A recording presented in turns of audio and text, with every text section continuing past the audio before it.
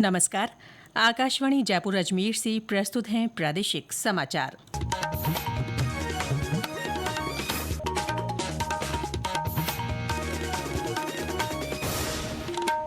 समाचारों के साथ मैं रितिका गुप्ता। राज्यसभा में आज ऑपरेशन सिंदूर पर विशेष चर्चा जारी है। विदेश मंत्री डॉक्टर एस जयशंकर ने सदन में कहा कि पहलगाम हमले के बाद भारत सरकार की ओर से कई कदम उठाए गए और पाकिस्तान को करारा जवाब दिया गया। उन्होंने कहा कि ऑपरेशन सिंदूर का उद्देश्य पाकिस्तान के आतंकी ठिकानों को ध्वस्त करना था। भारतीय सेना की कार्रवाई संतुलित और नपीतुली थी। रेल मंत्री अश्विनी वैष्णव ने कहा है कि केवल 3 साल में ही वंदे भारत रेल सेवा सभी राज्यों में उपलब्ध है। लोकसभा में आज एक प्रश्न के उत्तर में श्री वैष्णव ने बताया कि फिलहाल देश भर में 144 वंदे भारत रेलगाड़ियां चल रही हैं। उन्होंने कहा कि राज्यों से ऐसी रेलगाड़ियों की और अधिक मांग आ रही है।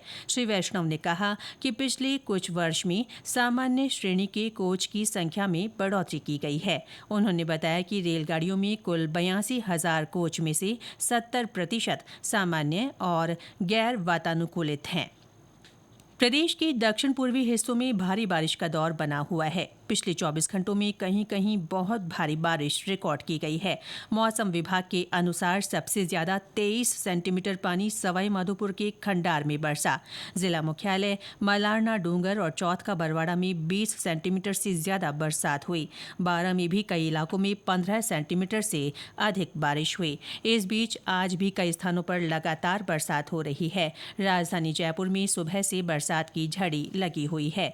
भारी बरसात से कुछ स्थानों पर जनजीवन प्रभावित है। कई नदी नाले उफान पर हैं। कई गांवों का मुख्य मार्गों से संपर्क कट गया है। सवाई माधोपुर में गिलाई सागर बांध सहित अन्य बांधों पर चादर चल रही है। सवाई माधोपुर रेलवे स्टेशन पर पानी की निकासी कर रेल यातायात को सुचारू करने के प्रयास किए जा रहे हैं। करौली के मंडरायल करणपुर में चंबल नदी खतरे के निशान से ऊपर बह रही है। प्रशासन की ओर से लोगों को सुरक्षित स्थान पर पहुंचाया जा रहा है। तेज बारिश की आशंका को देखते हुए अजमेर, राजसमंद और भीलवाड़ा सहित 14 जिलों में स्कूलों में आज का अवकाश घोषित किया गया है। कोटा में 1 अगस्त तक स्कूलों में बच्चों का अवकाश रहेगा।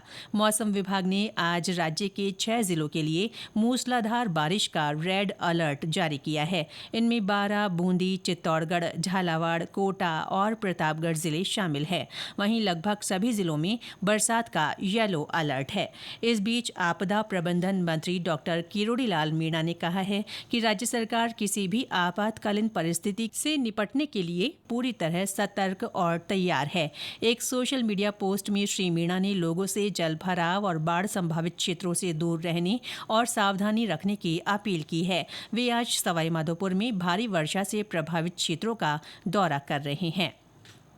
नई दिल्ली के बीकानेर हाउस में चल रहा तीजोत्सव और क्राफ्ट मेला आज संपन्न होने जा रहा है। सप्ताह भर चले इस मेले में राजस्थान के दूर दराज के क्षेत्रों से आए दस्तकारों और हस्तकलाकारों के उत्पादों को लेकर लोगों में उत्साह देखा जा रहा है। मेले में बंदेज की साड़ियां, सांगानेरी हैंड ब्लॉक उत्पाद, लाख के कंगन और चूड़ियां आकर्षण का केंद्र बनी हुई हैं। मेले में राजस्थानी व्यंजनों के स्टॉल्स पर भी भारी भीड़ देखी जा रही है। भारतीय अंतरिक्ष अनुसंधान संगठन इसरो आज सिंथेटिक अपर्चर राडार उपग्रह निसार अंतरिक्ष में भेजेगा। ये इसरो और अमेरिकी अंतरिक्ष एजेंसी नासा का संयुक्त मिशन है। आंध्र प्रदेश में श्रीहरिकोटा के सतीश धवन अंतरिक्ष केंद्र से GSLV F-16 रॉकेट से शाम 5:40 पर यह प्रक्षेपण होगा। इस मिशन का उद्देश्य हर 12 दिन पर पृथ्वी और इसकी आंतरिक हलचलों का बारीकी से निरीक्षण करना है। पद्म पुरस्कारों के लिए नामांकन और अनुशंसाओं की आखिरी तारीख 15 अगस्त तक बढ़ा दी गई है।